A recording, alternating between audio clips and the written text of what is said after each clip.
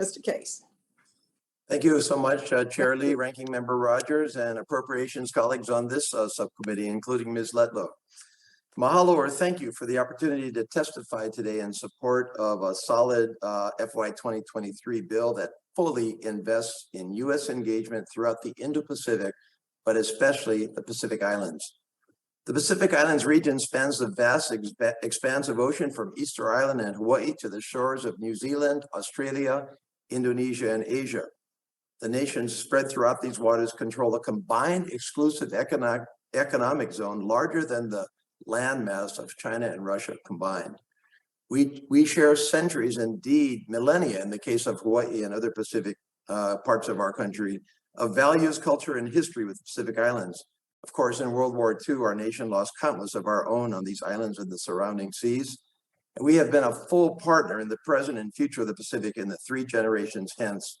In this Indo-Pacific century, our relationships throughout the Pacific are paramount. The priorities of these nations are familiar because their fate is tied to our own in so many ways. Climate change is an existential threat for the Pacific Islands as rising sea levels have already begun to subsume their communities. Their economies have been ravaged by COVID-19, and they are increasingly forced to the front lines of the geopolitical challenge with China. Successive, nonpartisan, bipartisan administrations and Congresses have emphasized the urgent need to shift our foreign policy focused westward. But now is indeed the time to fund a coordinated U.S. government strategy for engagement in the Pacific Islands. The President's recently released Indo-Pacific Strategy speaks to the region's importance and commits to bolstering U.S. diplomatic engagement and cooperation with Pacific Island nations on mutual priorities. We must assure that this strategy is fully authorized, fully funded, and fully implemented.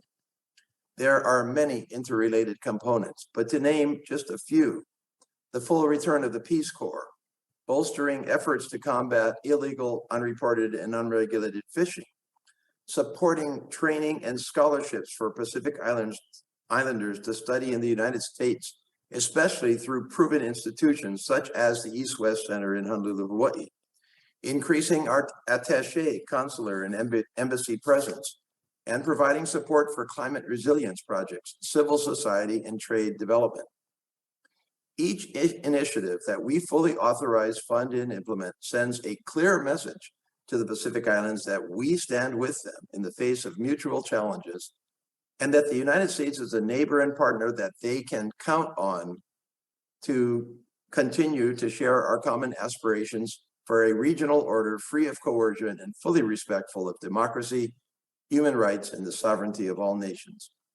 In 2019, I co-founded the Bipartisan Pacific Islands Caucus to increase awareness of the importance of the Pacific Islands within Congress. We have worked to ensure that the Pacific Islands are not overlooked in our approach to the Indo-Pacific. We have produced legislation like the Blue Pacific Act to ensure we include the region in our strategy for Indo-Pacific engagement.